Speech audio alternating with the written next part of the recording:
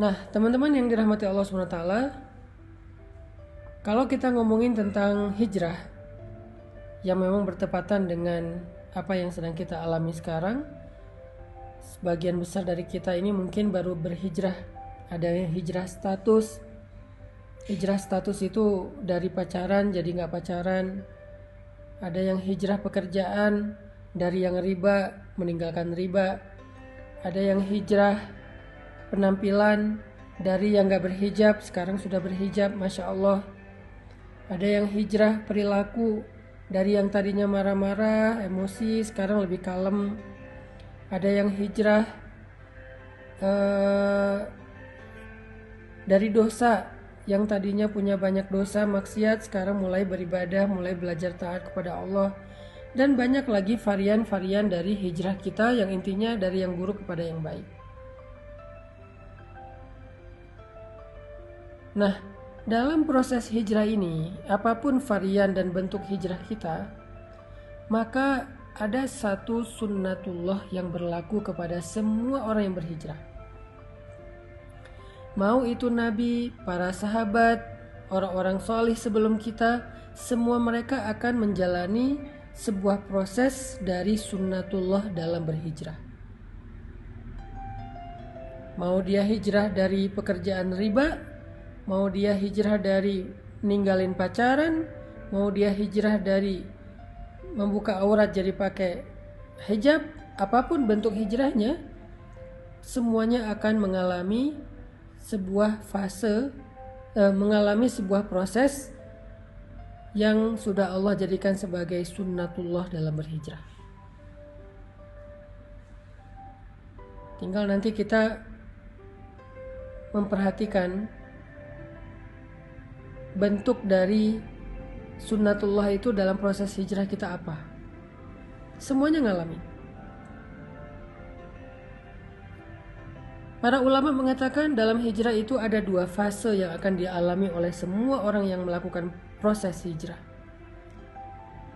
Ada dua fase yang ada di dalam sunnatullah yang saya sebutkan tadi. Jadi semua orang yang berhijrah pasti akan mengalami dua fase, dua tahapan, dua adegan besar dalam proses hijrahnya. Fase yang pertama kata ulama adalah fase ibtila. Fase ibtila. Dan fase yang kedua adalah fase tamkin.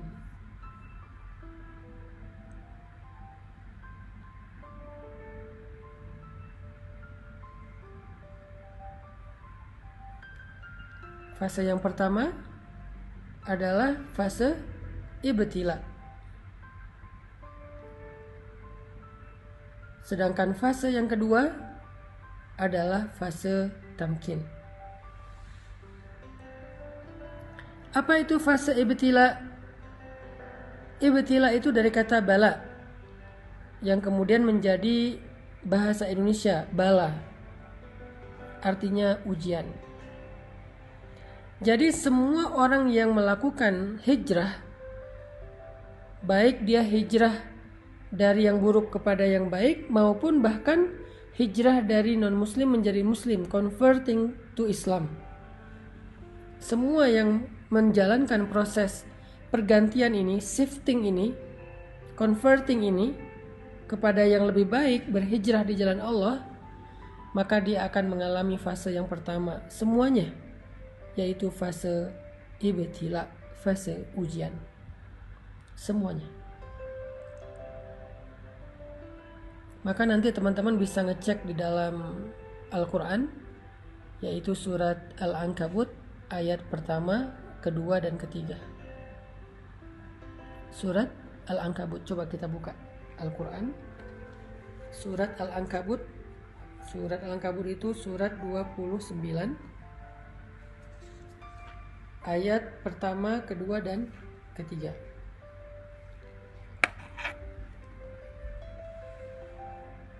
Coba teman-teman perhatikan apa firman Allah di dalam Surat Al-Ankabut ayat 1-3.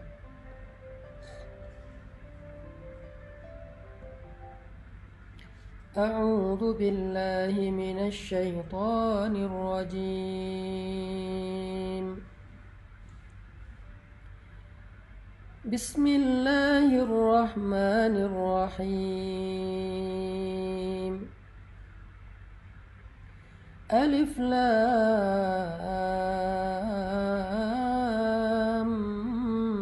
Mim.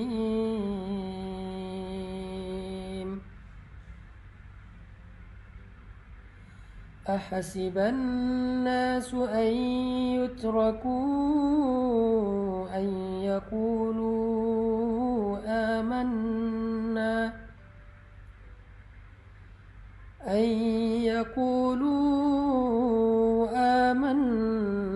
wa hum la yuftanun.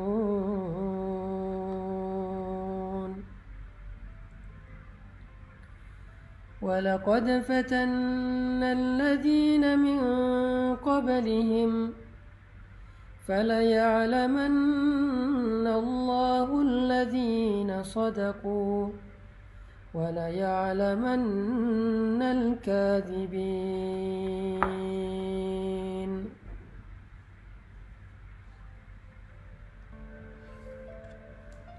Alif Lam Mim.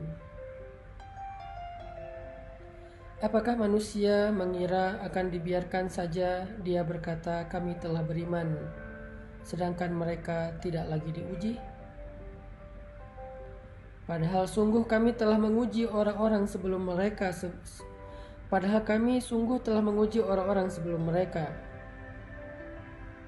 Maka Allah akan tahu siapa orang-orang yang jujur dan siapa orang-orang yang pendusta. Sadaqallahul Adzim. Ini adalah janji Allah kepada setiap orang yang berhijrah. Orang yang mengatakan saya pengen berubah. Orang yang mengatakan saya pengen beriman. Orang yang mengatakan saya pengen bertaubat.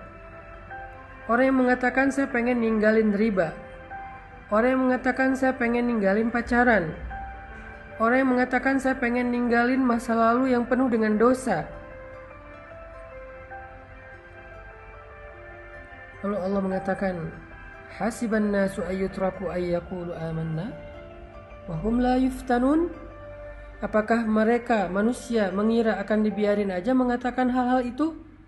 Mengatakan beriman, mengatakan pengen taubat, mengatakan pengen hijrah, mengatakan pengen memperbaiki diri, mengatakan pengen masuk Islam, mengatakan pengen meninggalkan riba, meninggalkan pacaran, berhijab, akan dibiarkan aja ngomong kayak gitu? Sedangkan mereka tidak diuji?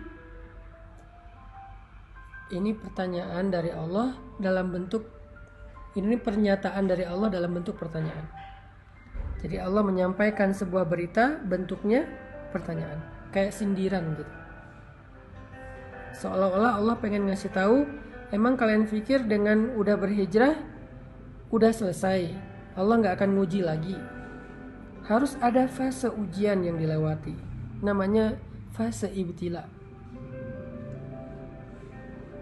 Dan ternyata itu bukan hanya kita alami sendiri, tetapi orang sebelum kita pun mengalami hal yang sama, padahal mereka lebih baik dan lebih soleh daripada kita.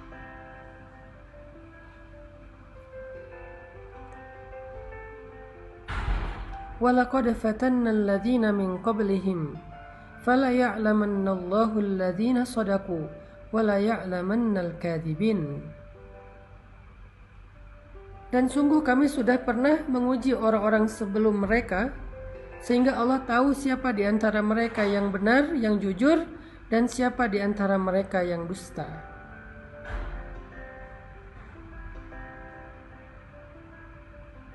Bilal bin Rabah, ketika beliau masuk Islam, Allah mengujinya, ketahuan lagi sholat oleh tuannya, sehingga akhirnya beliau disiksa oleh Umayyah bin Khalaf dengan penyiksaan yang luar biasa.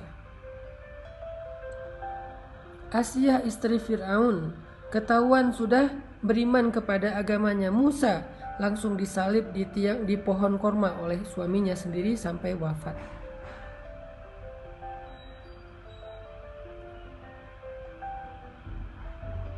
Begitu juga dengan sahabat-sahabat yang lain, orang-orang soleh yang lain, para anbiya. Ketika mereka berjalan di jalan Allah, apakah itu dakwah, apakah itu masuk Islam, apakah itu berhijrah, ketika mereka melangkah di jalan Allah, maka fase pertama yang akan mereka lalui adalah fase ibtila. Semuanya sama. Semuanya mengalami fase itu, fase ibtila.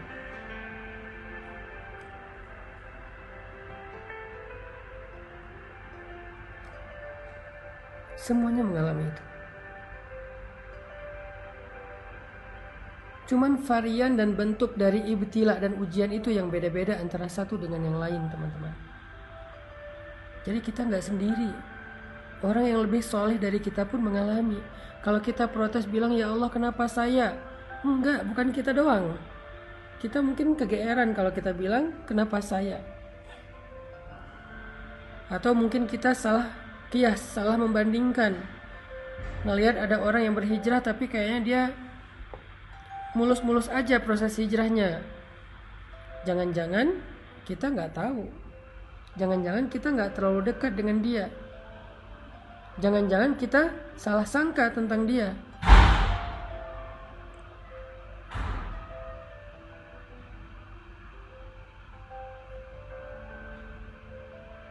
Semua, kata Allah, semua orang yang berhijrah, semua orang yang melangkah di jalan Allah pasti akan diuji dengan ujian-ujian, ibtila. Lalu Allah menggambarkan 3 jenis ujian di dalam Al-Quran surat Al-Baqarah, supaya kita bisa merenungkan mana dari 3 jenis ujian ini yang kita alami. Allah mengatakan di dalam surat Al-Baqarah, Am hasibtum an tadkhulul jannah walamma ya'tikum mathalul ladzina khalau min qablikum. Apakah kalian mengira, sama dengan surat Al-Ankabut, apakah manusia mengira? Kalau sekarang apakah kalian mengira? Apakah kalian mengira bahwa kalian akan begitu saja masuk ke dalam surga, sedangkan belum datang kepada kalian ujian-ujian yang pernah dialami oleh orang sebelum kalian? Jadi kalau tadi, apakah manusia mengira akan dibiarkan saja mengatakan beriman padahal belum diuji? Kalau sekarang, apakah kalian mengira akan masuk surga begitu aja padahal kalian belum diuji? Walamma ya'tikum mathalul ladzina khalau min qablikum. Padahal belum datang kepada kalian ujian-ujian yang pernah datang kepada orang sebelum kalian. Sama maksud dari ayatnya.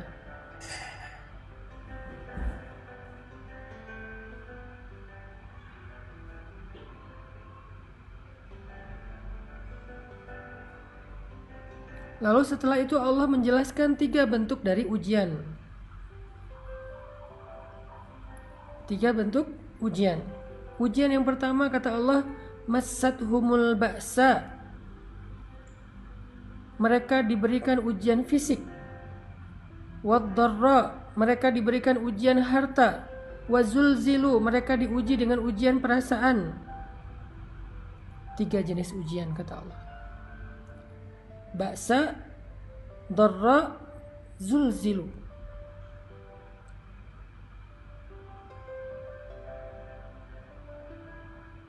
Ada ujian fisik, ada ujian harta, ada ujian perasaan. Tergantung dengan orangnya, kondisinya, bentuk hijrahnya. Kalau tadi kita membaca mbaknya sedang diuji dengan ujian harta, yang ketika dia meninggalkan pekerjaan yang ada ribanya, maka kemudian dia tidak mendapatkan pekerjaan lain sehingga dia sekarang mengalami kesulitan secara finansial. Ini ujian dharra, ujian harta. Massathumul ba'sa wad-dharra wazulzilu. Mereka ditimpa dengan ujian fisik, ujian harta, dan ujian perasaan. Dan Allah menggambarkan istilah ujian perasaan itu dengan kata-kata zulzilu, diguncang. Rasanya itu kayak tergoncang. Ini adalah fase yang Allah janjikan kepada semua orang yang berhijrah. Gak ada yang enggak. Semua ngalami. Ada yang mengalaminya ujian fisik, lelah, sakit. Kalau sahabat dulu disiksa. Ada yang mengalami ujian harta, ditipu orang, kelaparan, bangkrut, gak punya kerjaan, gak punya penghasilan, habis hartanya. Ada yang diuji dengan ujian perasaan, disakiti, ditinggalkan, dikhianati, dihina, dicela, dicemooh, digibahin, difitnah, dan seterusnya. Semuanya mengalami salah satu dari 3 ujian ini atau ketiga-tiganya.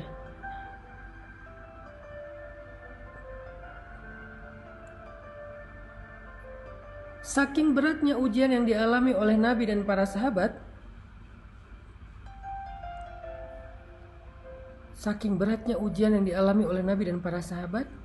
sampai mereka mengatakan, mata nasrullah, hatta yaqula ar-rasul walladzina amanu ma'ahu mata nasrullah. Kapan datangnya pertolongan Allah?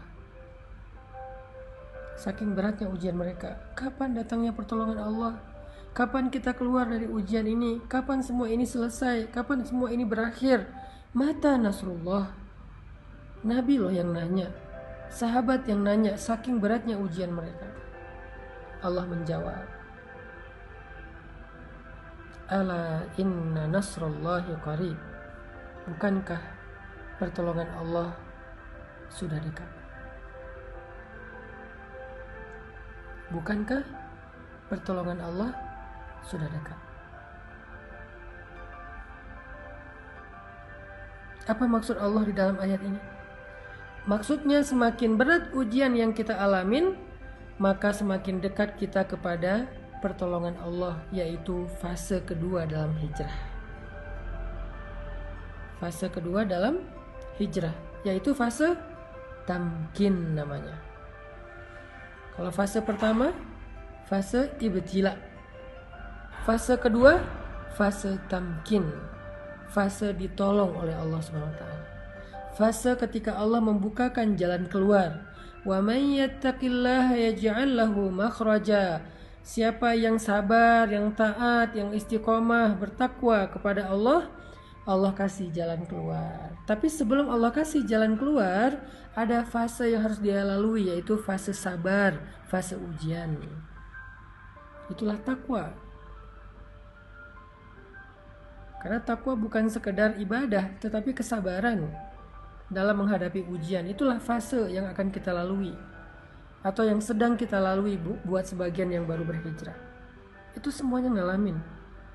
Jadi ketika kita mengalami fase ibtila, fase ujian kayak gini, la tahzan, jangan berkecil hati. La tayas, jangan putus asa. La taklak, jangan ragu kepada pertolongan Allah. Kenapa? Itu bukan tanda-tanda bahwa kita salah memilih jalan. Kepada Mbak yang tadi bertanya, setelah meninggalkan pekerjaan riba, jadi nggak punya penghasilan, apalagi dengan pandemi seperti sekarang susah banget untuk mencari pekerjaan, maka ujian ini bukan tanda-tanda kalau Mbak salah memilih jalan atau pilihan hidup. Enggak. Buat yang memutuskan pacarnya udah nggak mau pacaran, tiba-tiba pacarnya jadian sama yang lain, atau malah menikah dan bahagia, sementara kita belum dapat jodoh sampai sekarang, itu bukan pertanda kalau antum atau kalian salah memilih jalan. Enggak. Karena jalan yang kita tempuh sebelumnya itu jalan yang salah.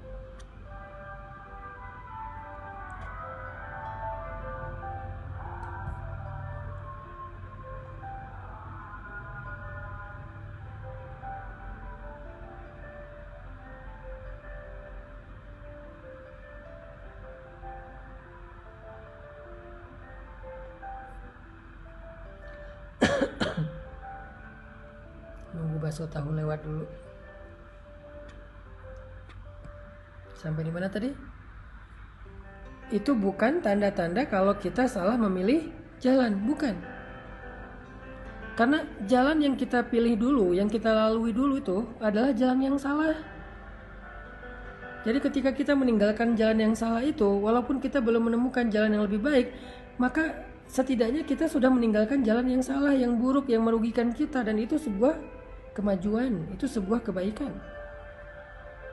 Jangan sampai kita menyesal meninggalkan pekerjaan yang ada ribanya dengan mengatakan, duh, sekarang saya nggak punya penghasilan, saya nggak punya pemasukan, saya nggak punya pekerjaan, sedih juga sih udah ninggalin kerjaan yang dulu. Kalau dulu masih ada penghasilan walaupun haram. Enggak. Keadaan kita sekarang tanpa penghasilan itu lebih baik daripada dulu ketika kita mendapatkan harta-harta yang haram. Sekarang tuh lebih baik. Walaupun mungkin sedikit merepotkan keluarga. Ada ujian tadi, dihina orang, diomongin orang,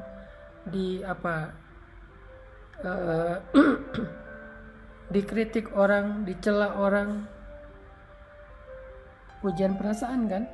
Tapi sekarang lebih baik daripada tadi. Kenapa?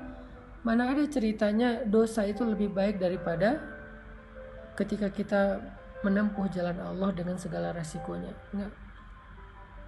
Mbak yang udah kehilangan pekerjaan tetapi hartanya riba, sekarang gak punya pekerjaan tetapi hartanya berkah, sekarang jauh lebih baik. Hanya mungkin sekarang sedang mengalami fase ibtila, fase diuji. Dan fase ujian itu akan naik terus tingkatannya. Akan naik terus tensinya. Makin lama makin berat, makin panas, makin luar biasa, makin beban. Akan naik terus seperti malam yang semakin lama semakin gelap. Semakin lama semakin dingin, semakin lama semakin sunyi, semakin lama semakin ngantuk. Kayak gitu memang fasenya, kayak orang panas naik terus kayak orang demam naik terus panasnya. Tapi ketika udah berada di puncak, udah berat banget, nggak ketahan lagi, sampai kita bertanya kapan selesainya semua ini, kapan berakhir dan segala macam, Allah menjawab teriakan kita.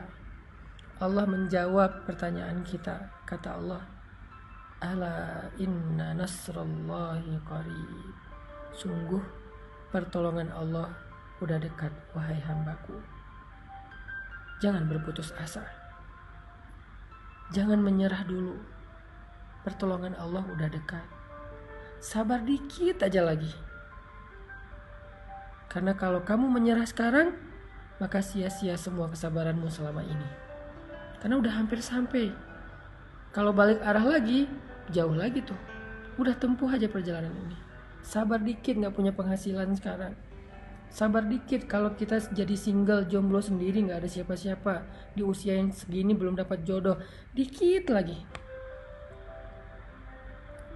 La taqlaq, jangan ragu sama janji Allah. Innahu la yukhliful mi'ad. Allah gak pernah ingkar janji. Masih ingat kisah ibu Musa yang menghanyutkan bayinya ke sungai Nil? Apakah Allah ingkar janji? Masih ingat kisah perang Badar, para sahabat yang ditolong oleh para malaikat? Apakah Allah ingkar janji? Masih ingat cerita Musa hijrah ke Madian kemarin? Apakah Allah ingkar janji? Masih ingat cerita-cerita yang kita bahas di live berikutnya, kisah-kisah yang ada di dalam Al-Quran sebagai bukti? Apakah Allah ingkar janji? Kalla, sama sekali enggak. Jadi jangan ragu, jangan sampai kita suuzon sama Allah, jangan sampai kita ngerasa bahwa kita salah pilih jalan, lalu kita menyesal sudah memilih jalan Allah ini, jalan hijrah. La taqlaq, jangan meragukan Allah. La tahzan, jangan berkecil hati. La tay'as, jangan berputus asa. Ala inna nasrallahi qarib, pertolongan Allah sebentar lagi akan datang. Udah on the way. Pertolongan Allah udah on the way, bentar lagi sampai. Jangan sampai kita cancel ordernya, padahal kurirnya udah hampir sampai tuh di depan rumah kita. Dikit lagi. Kenapa Allah tunggu lama banget? Kenapa Allah kasih saya waktu sampai kayak gini? Fala ya'lamannallahu alladhina shadaqu wa la ya'lamannal kadhibin. Allah pengen lihat siapa dari kita yang layak mendapatkan betapa istimewanya pertolongan Allah. Siapa dari kita yang layak mendapatkan rahmat Allah? Siapa dari kita yang layak mendapatkan perhatian Allah? Yang layak mendapatkan cinta Allah? Dan itu nggak mudah. Cinta Allah itu terlalu istimewa. Cinta makhluk aja kita berjuang, masa cinta Allah dapatnya gratisan? Kalau gitu Allah hitung-hitungan dong sama kita. Bukan. Allah pengen mengajarkan kita tentang sabar. Allah pengen mendewasakan kita. Allah pengen melatih kebijaksanaan kita. Seandainya Allah berikan surga itu secara gratis tanpa beramal, maka nggak akan ada bedanya antara orang yang baik dengan orang yang jahat. Berarti Allah nggak adil dong, memperlakukan sama antara orang yang baik dengan orang yang jahat. Orang menyakiti orang lain tetap masuk surga, pembunuh tetap masuk surga, yang mengambil hak orang lain tetap masuk surga, yang zalim, yang kejam tetap masuk surga. Kan nggak adil. Kebaikan Allah itu adalah ketika Allah bersikap adil kepada hambanya, tetapi Allah selalu membuka pintu maaf, taubat dan ampunan bagi mereka yang mau memperbaiki diri. Sebanyak apapun dosanya, fala ubali, kata Allah, aku nggak peduli. Kita harus memahami Allah itu secara utuh, nggak boleh parsial. Jadi jangan putus asa, jangan berhenti berharap, jangan berhenti bersabar, jangan U-turn dulu. Pertolongan Allah itu dikit lagi sampai, udah on the way, OTW udah.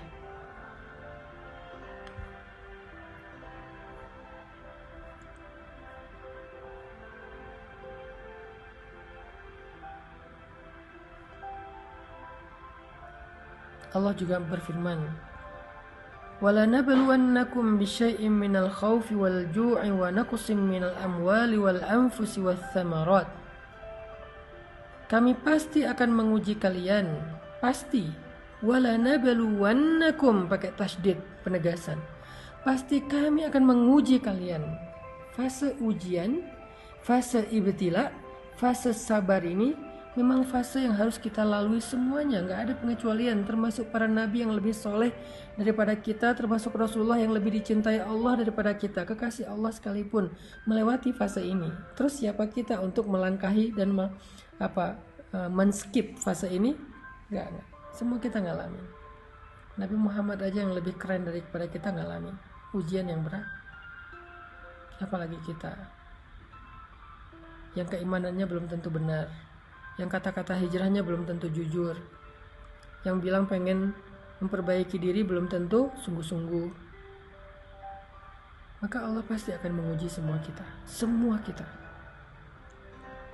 وَلَنَبْلُوَنَّكُمْ, pasti kami akan menguji kalian, bisyai'in, dengan sedikit rasa, bisyai'in minal khawfi, rasa takut, ujian perasaan, wal-ju', rasa lapar, ujian harta, wa naqsim minal amwal, kekurangan harta, ujian harta juga, wal anfus, kehilangan orang-orang yang dicintai, ditinggalkan orang-orang yang dicintai, sakit hati, ujian perasaan, was samarat, kebunnya nggak berbuah, nggak jadi panen, segala macam, ujian harta, ujian perasaan, ujian harta, ujian fisik. Lalu di akhir ayat itu apa kata Allah? Wabasyiris sabirin, sampaikan berita gembira kepada orang yang sabar. Apa berita gembiranya? Ala inna nasrallahi qarib, bukankah pertolongan Allah itu sudah dekat?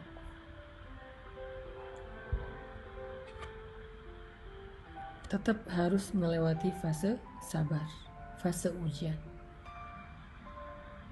Ini buat yang bertanya, banyak sih yang nanya tentang masalah ini. Ustadz, saya sudah hijrah. Ada yang bilang, Ustadz, saya udah ninggalin, gak mau pacaran lagi. Tapi gimana ya sekarang? Saya takut dia jadian sama yang lain. Saya takut kehilangan dia. Aslinya saya gak bisa ngelupain dia. Saya punya perasaan sama dia, cuman saya juga gak mau berbuat dosa dan segala macam. Wabasyiris sabirin, sampaikan berita gembira kepada orang yang sabar. Sampaikan berita gembira kepada orang yang sabar. Ustadz, saya udah hijrah, udah memakai hijab, tetapi sejak saya berhijab kok hidup saya banyak masalah. Kok ujian datang silih berganti gak selesai-selesai. Perasaan dulu sebelum saya berhijrah, sebelum saya memperbaiki diri, hidup saya asik-asik aja, gak ada masalah. Kenapa sekarang bertubi-tubi? Apa Allah gak suka dengan pilihan saya untuk berhijrah? Jangan suudzon. La tusi'udzon. Apalagi kepada Allah. Itu artinya kita sedang mengalami fase yang pernah dialami oleh orang-orang sebelum kita. Itu artinya kita sedang berjalan di atas jalan yang pernah yang pernah dilalui oleh Rasulullah dan para sahabat. Itulah fase ibtila. Berapa lama Ustadz? Allahu a'lam. Masing-masing orang, masing-masing kasus berbeda. Ada yang sehari, ada yang seminggu, ada yang sebulan, ada yang setahun, ada yang lebih dari setahun, ada yang sampai 10 tahun. Allah lebih tahu. Tetapi Allah gak hanya ngasih kita ujian biasanya. Cuman yang kita lihat, yang kita record, yang kita notice itu kan cuman ujiannya. Padahal nikmatnya Allah kasih itu banyak banget.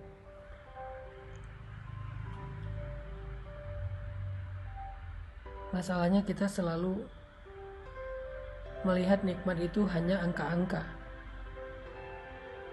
Kita lihat nikmat itu hanya harta. Padahal kadang-kadang ada yang lebih berharga daripada harta. Coba antum renungkan. Kalau disuruh pilih, antum punya uang 1 miliar, lalu pulang ke rumah gak mendapatkan senyum dari istri, gak mendapatkan senyum dari anak, karena mereka semuanya gak Allah berikan keberkahan. Bukan anak yang solih, sibuk sendiri, anaknya jarang di rumah juga, sibuk dengan teman-temannya, dengan pacarnya, istri sibuk dengan sosialitas, sosial media, rumah tangga cekcok, dengan anak itu jarang ngobrol, bahkan anak suka membantah. Apakah menurut teman-teman uang yang bermiliar-miliar itu menjadi sesuatu yang nikmat?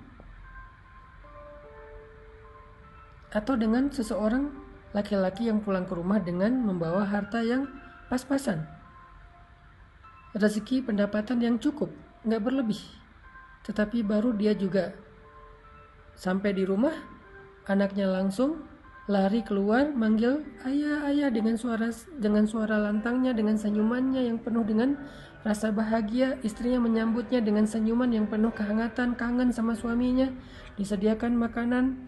Mereka semuanya nunggu ayahnya pulang untuk makan bareng. Mana yang mau antum pilih? Kalau harus memilih antara uang yang banyak tetapi kehilangan kebahagiaan keluarga, atau uang yang cukup dan keluarganya bahagia. Jadi gak selalu nikmat itu berbentuk harta ataupun angka-angka. Bahkan ketika kita dipilih oleh Allah untuk mendapatkan hidayah, lalu kita berhijrah, bukankah itu nikmat yang sangat besar? Dipilih oleh Allah untuk belajar Al-Quran, karena Al-Quran ini adalah kalimat yang istimewa, hanya orang-orang istimewa yang akan melantunkannya. Bukankah itu nikmat yang sangat besar?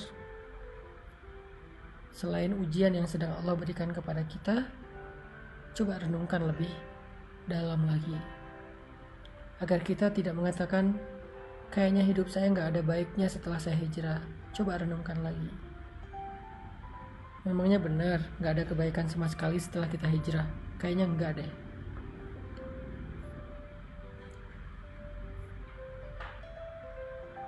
Makanya teman-teman yang dirahmati Allah SWT, fase pertama yang akan kita lalui dalam proses hijrah itu adalah fase ibtila. Semua orang ngalamin. Lalu kalau kita sabar, kalau kita bertawakal, berserah kepada Allah, kalau kita bertahan dan tidak berputus asa, kalau kita berbaik sangka bahwa Allah gak ninggalin kita, kalau kita ridho dengan semua ketentuan Allah setelah kita memilih pilihan hijrah, maka kita akan sampai kepada fase kedua, yaitu fase tamkin, fase nasr, pertolongan dan kemudahan dari Allah Subhanahu wa Ta'ala.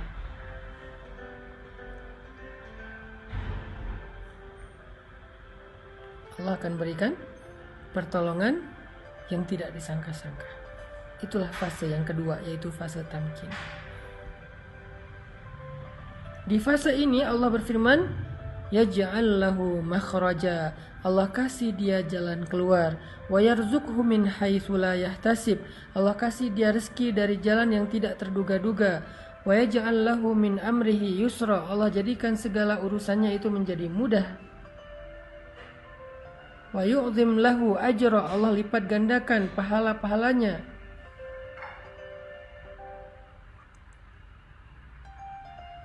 Fase tamkin, fase ketika Allah menolongnya, fase ketika Allah SWT memberikan kejutan untuk dia.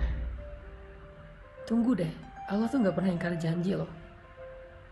Allah itu gak pernah ingkar janji, jadi tunggu deh. Pasti kita akan mendapatkan kejutan dari Allah, itu pasti. Yang perlu kita kuatkan sekarang adalah kesabaran kita. Bukan mempertanyakan ada nggak apa yang Allah janjikan, itu udah nggak perlu dipertanyain, karena Allah nggak pernah ingkar janji, dan Allah maha kuasa untuk menunaikan janjinya, nggak ada yang bisa menghalanginya. Kalau kita kadang-kadang walaupun kita baik, bisa aja ingkar janji gara-gara emang nggak bisa menunaikannya, ada masalah, ada halangan. Kalau Allah nggak ada halangan. Yuridu syai'an in arada syai'an ay yaqula lahu kun fayakun. Kalau Allah pengen sesuatu, Allah cuma bilang jadilah, jadi tuh. Jadi kita nggak perlu mempertanyakan apakah janji itu ada, apakah kejutan itu ada. Itu bukan bagian kita. Justru itu yang melemahkan kita. Nggak usah ditanyain. Yang perlu kita siapin, yang perlu kita kuatkan itu adalah kesabaran kita sekarang dalam fase ibtila. Kesabaran kita untuk menunggu janji Allah. Ala inna nasrullahi qarib. Bukankah pertolongan Allah udah dekat? Kita kuatkan aja dulu kesabaran kita.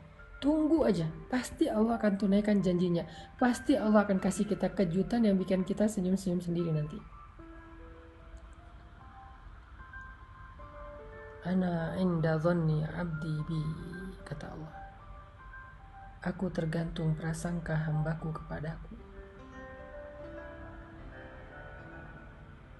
Jangan sampai kita terbersit pikiran dan prasangka yang gak baik tentang Allah, yang nanti akan merugikan diri kita sendiri. Karena Allah tergantung prasangka kita. Yakin aja, tunggu deh. Ketika kita tetap menjaga prasangka baik kepada Allah, kita sabar, tabah, nunggu, gak berhenti, berikhtiar, gak berputus asa, kita akan sampai kepada fase tamkin. Kita akan tersenyum ketika mendapatkan kejutan dan pertolongan Allah yang luar biasa. Itu yang dialami oleh Bilal bin Rabah. Dia masuk Islam, lalu dia ketahuan sama tuannya, lalu dia diuji dengan disiksa oleh Umayyah bin Khalaf. Siksaan yang hampir membuat dia meninggal dunia. Saking beratnya siksaan tersebut, ditindih batu yang besar, yang mungkin lebih berat daripada orang, ditindih di dadanya, hampir aja tulang rusuknya patah, dijemur di bawah terik matahari yang panasnya lebih dari 50 derajat, dicambuk, disiram dengan air panas, dibakar, dikulitin, dibeset-beset, dan segala macam bentuk penyiksaan yang luar biasa. Bilal hanya bilang ahadun ahad, ahadun ahad. Dari yang tadinya dia mengatakan ahadun ahad dengan suara lantang sampai hanya bisa berbisik ahadun ahad. Saking beratnya ujian Bilal, dia gak berputus asa terhadap ahadun ahad. Kemudian Allah datangkanlah tamkin, pertolongan. Allah utus Abu Bakar As-Siddiq untuk membeli Bilal.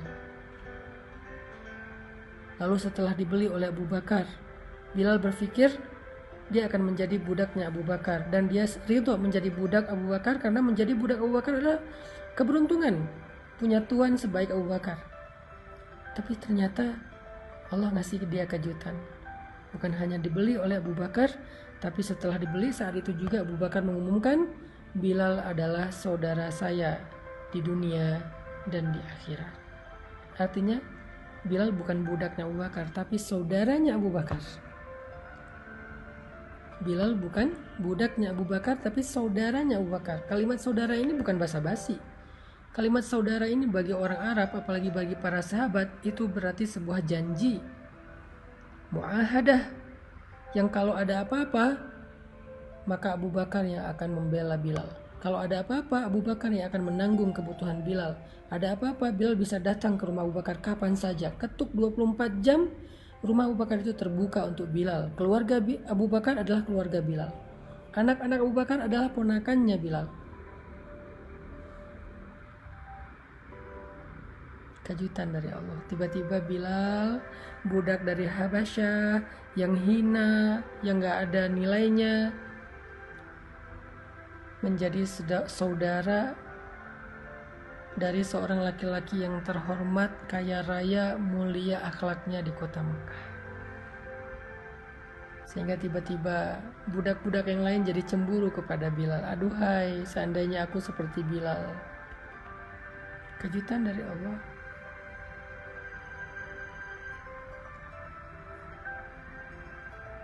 Semua budak-budak cemburu sama Bilal, terutama temannya Bilal yang bernama Wahsy. Dia pengen jadi kayak Bilal.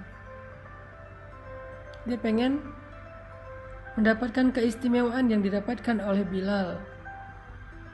Diangkat menjadi saudara pemuka Quraisy, dan itu belum pernah terjadi dalam sejarah perbudakan di kota Mekah. Belum pernah terjadi. Ada budak diangkat menjadi saudara pemuka Quraisy, itu nggak ada. Menjadi saudara orang biasa aja nggak ada, apalagi pemuka Quraisy. Terhormat banget. Keesokan harinya penampilan Bilal udah berubah. Dia udah gak pakai lagi baju budak yang compang-camping, yang kasar. Abu Bakar memberinya baju yang baru. Abu Bakar memberinya baju baru.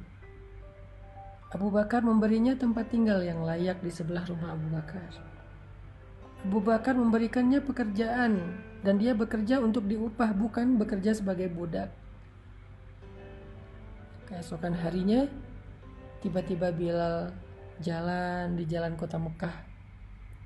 Dan ketika bertemu dengan Wahsy, temannya yang sesama budak dulu, Wahsy sampai pangling lihat Bilal yang sekarang udah berubah banget.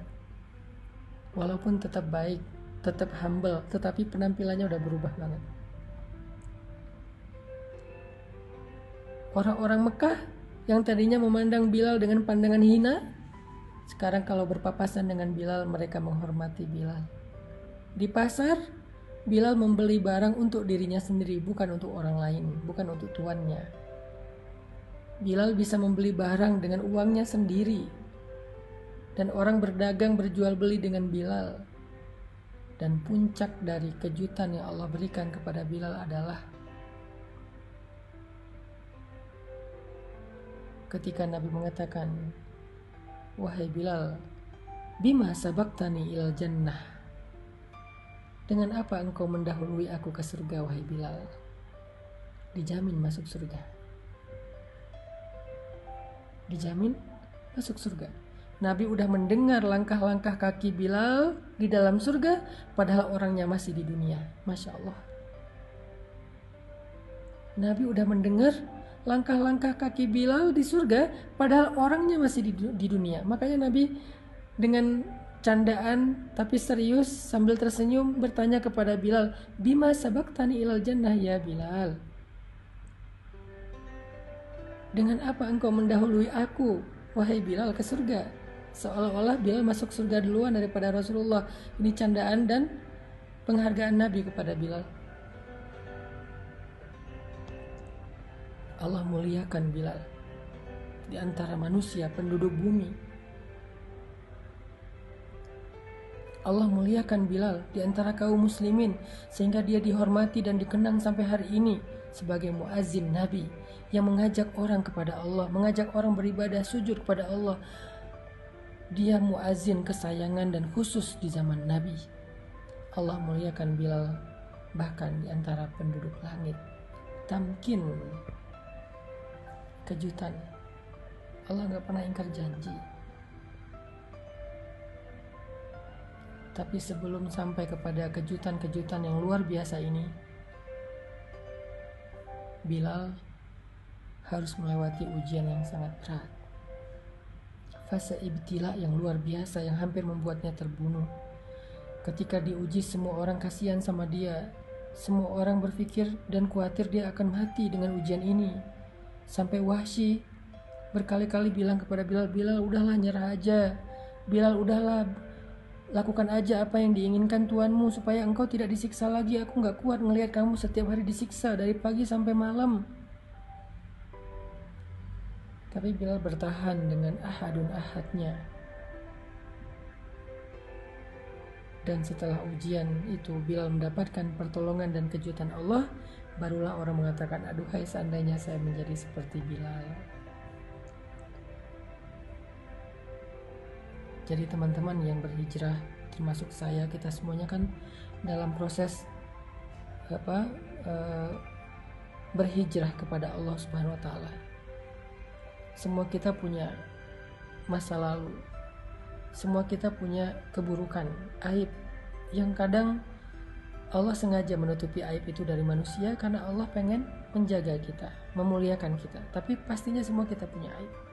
Nah, kita semua karena punya aib berhijrah sekarang. Dalam proses hijrah ini, kalau kita mendapatkan ujian, sekarang kita jadi tahu, oh emang ini sunnatullahnya. Emang kayak gini jalannya. Kalau saya berharap dengan berhijrah langsung dapat kebaikan, saya tuh terlalu kegeeran. Emang saya lebih keren daripada Rasulullah dan Bilal apa? Emang kayak gini, fasenya tuh emang kayak gini, skenarionya emang kayak gini. Tapi jangan berkecil hati. Ini tuh cuman fase awal, masih ada fase kedua, masih ada episode kedua. Dan episode kedua itulah yang kita tunggu-tunggu.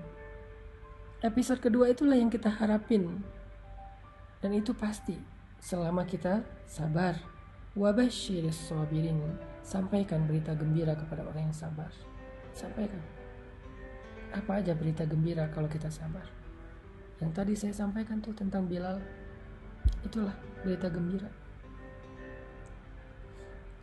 Maka teman-teman yang dirahmati Allah SWT, Mbak yang tadi bertanya, kalau sekarang sedang mengalami ujian setelah meninggalkan pekerjaan yang ada ribanya, kalau sekarang sedang mengalami ujian kesendirian setelah memutuskan gak mau pacaran lagi, kalau sekarang sedang mengalami ujian ketidaknyamanan setelah berhijab, kalau sekarang sedang mengalami ujian setelah belajar agama,